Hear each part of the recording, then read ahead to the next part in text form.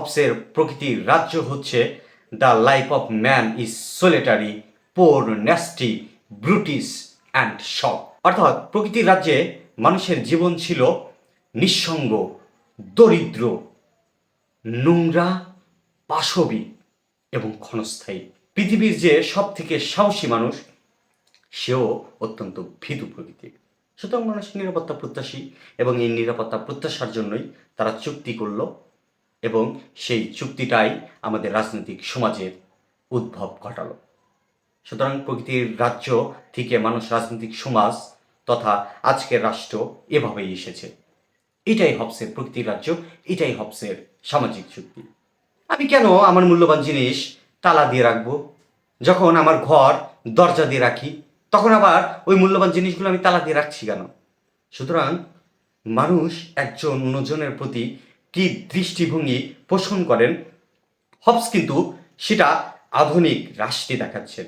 সুতরাং হবস বলছেন প্রকৃতির রাজ্য যেমন ভয়ঙ্কর, তেমনি আধুনিক রাষ্ট্রও ভয়ঙ্কর হয়ে উঠতে পারে যদি সেই ন্যায় নীতি, বিচার, আইন শৃঙ্খলা কোনো কিছুর মধ্যে মানুষকে আবার না রাখা যায়। মানুষ আবার সেই অসভ্য বর্বর হয়ে উঠবে। বিষয়টা যখন মানুষ নিয়ে, মানুষ খারাপ, সেখানে জলধারা বয়ে যাচ্ছে, সুমিষ্ট বাতাস, প্রকৃতির কি সুনিবিড় একটা ঘ্রাণ গন্ধ, এমন আবহাওয়া তৈরি করিয়া এমন দর্শন আলোচনা করার কিছু নাই। কারণ দর্শনের বিষয় আছে। যখন কেউ দর্শনের বিষয়ে আধ্যাত্মিকতা ইত্যাদি ইত্যাদি বিষয় নিয়ে আলোচনা করতেছে তখন এমন পরিবেশ কাম্য। কিন্তু হবসের প্রকৃতির রাজ্য, হবসের চোখে প্রকৃতির রাজ্য কেমন? আমরা এর আগের ভিডিওতে সামাজিক চুক্তি, প্রকৃতির রাজ্য এ বিষয় সম্পর্কে জানছি এবং এ বিষয়ে যে তিনজন বিখ্যাত দার্শনিক তাদের মতবাদ দিছে, এর মধ্যে আজকের আলোচনা হচ্ছে হবসকে নিয়ে, হবসের প্রকৃতির রাজ্য নিয়ে। হবসের প্রকৃতির রাজ্য কিন্তু খুবই ভয়ঙ্কর।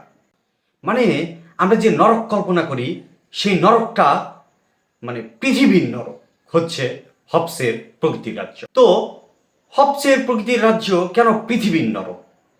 কারণ হবস মানুষের যে স্বভাবের কথা বলছে সেখান থেকে হবসের প্রকৃতির রাজ্য আমাদের ব্যাখ্যা করতে হবে। এবং হবসের প্রকৃতির রাজ্য জানার আগে আমাদের আরেকটা বিষয় মনে রাখতে হবে যে হবস কিন্তু প্রকৃতির রাজ্যে নিয়ে যে কথাগুলো বলছে, প্রকৃতির রাজ্য নিয়ে যেসব কথা বলতেছে সেটা কিন্তু তিনি সেখানেই সীমাবদ্ধ থাকেন নাই।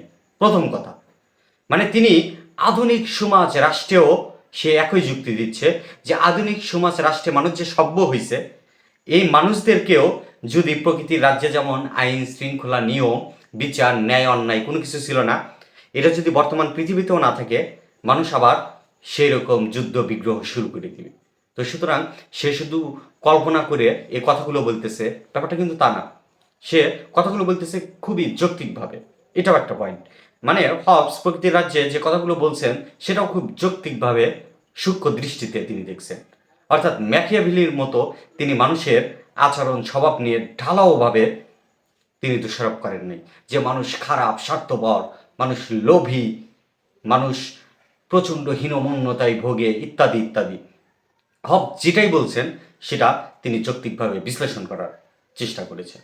তো হবসের প্রকৃতির রাজ্য কি? হবসের প্রকৃতির রাজ্য হচ্ছে the life of man is solitary, poor, nasty, brutish and short. অর্থাৎ প্রকৃতির রাজ্যে মানুষের জীবন ছিল নিঃসঙ্গ, দরিদ্র, নোংরা, পাশবিক এবং ক্ষণস্থায়ী। এটা থেকেই বোঝা যাচ্ছে তাহলে হবসের প্রকৃতির রাজ্য কি। অর্থাৎ হবসের প্রকৃতির রাজ্যে মানুষের জীবন ছিল নিঃসঙ্গ, মানুষ খুবই নিঃসঙ্গতায় ভুক্ত এবং এই জীবনটা ছিল খুবই দরিদ্র, খুবই নিম্নমানের এবং এটা খুবই নোংরামিকতায় পরিপূর্ণ ছিল এবং মানুষ ছিল বর্বর, জীবনটা ছিল বর্বরচিত এবং যে কারণে এটা ক্ষণস্থায়ী। অর্থাৎ মানুষ যখন যুদ্ধ বিগ্রহে লিপ্ত হবে, মানুষ যখন প্রকৃতই স্বাধীন, প্রকৃতই সমান, যেখানে কাউকে বাধা দেওয়ার, ধরে রাখার কোনো আইন কানুন, নিয়ম, ন্যায় নীতি, বিচার কোনো কিছু নাই, তখন যে সবল সে কি করবে? একজনকে পেলেই ধরবে, মারবে, অর্থাৎ দুর্বল পেলে। এবং দুর্বল কি করবে? বাঁচার জন্য পালাবে। তো যখন মানুষের এরকম অসীম স্বাধীনতা, অসীমভাবে নিরঙ্কুশভাবে সমান মানুষ, তখন মানুষ একজন আরেকজনকে মারবে, ধরবে, খুনোখুনি করবে। এবং এতে মানুষের জীবনও কি হবে? ক্ষণস্থায়ী, শর্ট। এটা খুবই ছোট হবে। এবং প্রাকৃতিক বিষয়গুলো সেখানে বাদই দিলাম, যে রোগ বা ইত্যাদি এই বিষয়গুলো বাদই দিলাম। তো হবসের প্রকৃতির রাজ্য খুবই সহজ, এবং এটা কিন্তু রাষ্ট্রবিজ্ঞানের একাডেমিক লেখাপড়াতেও এটা কিন্তু খুবই গুরুত্বপূর্ণ একটা বিষয়, হবসের প্রকৃতির রাজ্য। এটা মানুষের স্বভাব জানলেই, হবস যেটা বলতেছে, এটা জানলেই 10টা পয়েন্ট তৈরি করা সম্ভব। যদি মানুষ স্বার্থপর হয়, হবস বলতেছেন মানুষ স্বার্থপর। তো মানুষ যদি স্বার্থপর হয়, স্বার্থপর মানেই সে লোভী। লোভী মানেই তার মধ্যে উদারতা নাই, সে মহান না। তো সুতরাং এগুলো বুঝতে হবে, এগুলো বুঝে নিতে হবে হবস আসলে কি বোঝাতে চাচ্ছে। হবসের প্রকৃতির রাজ্য এরকমই। হবসের প্রকৃতির রাজ্য কল্পনা করা যায় না, এতটা পাশবিকতায় পরিপূর্ণ যা কল্পনা করা যায় না। এবং হবস কিন্তু এটা শুধু কল্পনা করছেন না, আমি যেটা প্রথমেই বলছি, আধুনিক সমাজ ব্যবস্থায় এটা হবস বলতেছে এখনো আছে। এখন আমাদের আইন, নীতি, ন্যায়, বিচার সব কিছুই আছে, কিন্তু মানুষ যে হীনমন্যতায় ভোগে এবং মানুষের সম্পর্কে মানুষের যে দৃষ্টিভঙ্গি কেমন, সেটা হবস খুবই যৌক্তিকভাবে আলোচনা করছে। হবস কিভাবে যৌক্তিকভাবে সেটা আলোচনা করছে? হবস সেটা যৌক্তিকভাবে আলোচনা করছে এভাবে, আমরা যখন ঘুমাতে যাই আমরা কি দেখি? আমরা দরজা দিয়ে তারপর ঘুমাই। আমরা দরজা দিয়ে কাদের জন্য ঘুমাই? প্রতিবেশীদের জন্য ঘুমাই। আমরা যখন দরজা দেই তখন আমাদের প্রতিবেশীর কথা আমাদের মাথায় আসে, তখন আমরা দরজা দেই, তারপর ঘুমাতে যাই। আবার আমাদের মূল্যবান বস্তুগুলো আমরা তালাবন্ধ করি, সিন্ধুকে রাখি। হবস বলতেছে এটা কি দৃষ্টিভঙ্গির প্রকাশ? আমি যখন আমার মূল্যবান জিনিসপত্র, বস্তু এই তালা সিন্ধুকের মধ্যে রাখছি, তখন আমার পরিবারের লোকজন, আমার সন্তান, চাকর ইত্যাদির প্রতি আমার কি দৃষ্টিভঙ্গি সেটাই প্রকাশ পায়। আমি কেন আমার মূল্যবান জিনিস তালা দিয়ে রাখবো? যখন আমার ঘর দরজা দিয়ে রাখি, তখন আবার ওই মূল্যবান জিনিসগুলো আমি তালা দিয়ে রাখছি কেন? সুতরাং মানুষ একজন অন্যজনের প্রতি কি দৃষ্টিভঙ্গি পোষণ করেন, হবস কিন্তু সেটা আধুনিক রাষ্ট্রে দেখাচ্ছেন। সুতরাং হবস বলছেন প্রকৃতির রাজ্য যেমন ভয়ঙ্কর, তেমনি আধুনিক রাষ্ট্রও ভয়ঙ্কর হয়ে উঠতে পারে যদি সেই ন্যায়, নীতি, বিচার, আইন, শৃঙ্খলা কোনো কিছুর মধ্যে মানুষকে আবার না রাখা যায়।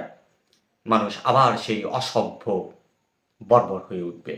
অর্থাৎ মানুষকে শুধু সভ্য বানানোর উপায় হচ্ছে তাকে বাহির থেকে চাপ দিয়ে, প্রেশার দিয়ে, তাকে কৃত্রিম জ্ঞান দিয়ে তাকে ভালো রাখতে হবে।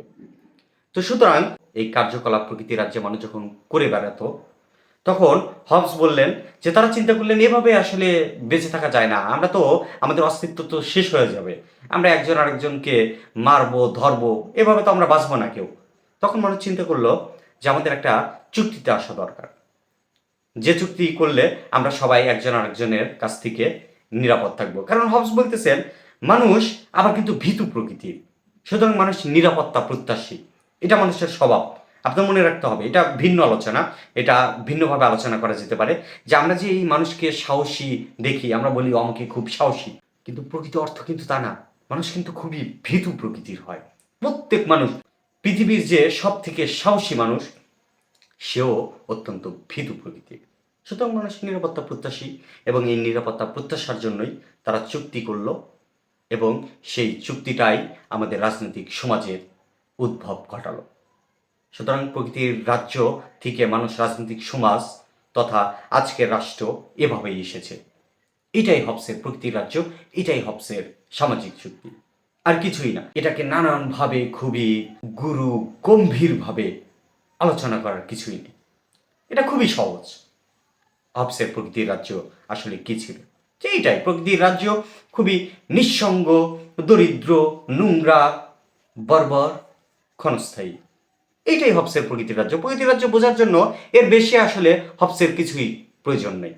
তার এই একটা উক্তিই বলে দিচ্ছে যে তার প্রকৃতির রাজ্য আসলে কতটা ভয়ঙ্কর নিষ্ঠুরতায় পরিপূর্ণ, মানুষের জীবন কতটা অসহ্যতায় পরিপূর্ণ ছিল প্রকৃতির রাজ্যে। প্রকৃতির রাজ্যে কোনো ভালো কিছুই ছিল না। কিন্তু অন্যদিকে রুশো সেটা মনে করেন না। রুশো আবার অন্যভাবে দেখছেন। সেটা কি দেখছেন? আমরা রুশোর প্রকৃতির রাজ্য কেমন ছিল সেই ভিডিওতে আমরা সেটা নিয়ে আলোচনা করব। আমরা দেখতে পারবো রুশো হবসের বিপরীতে গিয়ে এক ভিন্ন মত পোষণ করছেন। তিনি বলছেন রাষ্ট্র এইভাবে তৈরি হয়নি, আসলে মানুষ খারাপ না, মানুষ ভালো। তিনি আবার তার মতো যুক্তি দিচ্ছেন। সেটা আমরা রুশোর আলোচনায় সামাজিক যুক্তিতে প্রকৃতির রাজ্যে সেটা আমরা দেখতে পারবো। তো হবসের প্রকৃতির রাজ্য আজ এতটুকুই। এতক্ষণ সাথে থাকার জন্য আপনাকে অসংখ্য ধন্যবাদ।